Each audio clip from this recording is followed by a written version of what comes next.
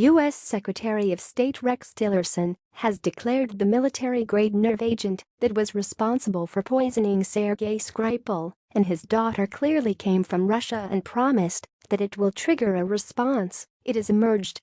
The Secretary of State explained that he had spoken with Boris Johnson about the issue as he issued full confidence in the UK's investigation of the matter. In a statement, Mr. Tillerson said the United States was in touch with our allies in the United Kingdom ahead of today's announcement, including in a call between Secretary Tillerson and Foreign Secretary Johnson this morning. We have full confidence in the UK's investigation and its assessment that Russia was likely responsible for the nerve agent attack that took place in Salisbury last week.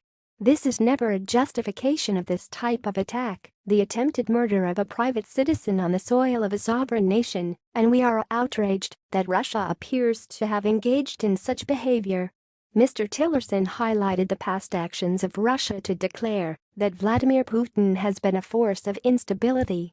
He went on, from Ukraine to Syria, and now the UK, Russia continues to be an irresponsible force of instability in the world, acting with open disregard for the sovereignty of other states and the life of their citizens.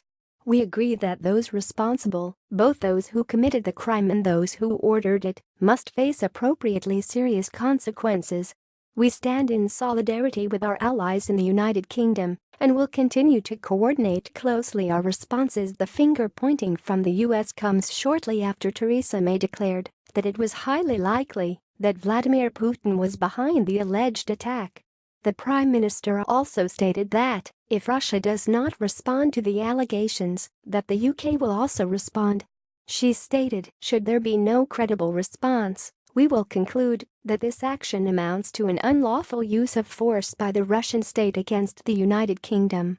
Based on the positive identification of this chemical agent by world-leading experts at the Defense Science and Technology Laboratory at Portadown, our knowledge that Russia has previously produced this agent and would still be capable of doing so, Russia's record of conducting state-sponsored assassinations, and our assessment that Russia views some defectors as legitimate targets for assassinations, the government has concluded that it is highly likely that Russia was responsible for the act against Sergei and Yulia Skripal.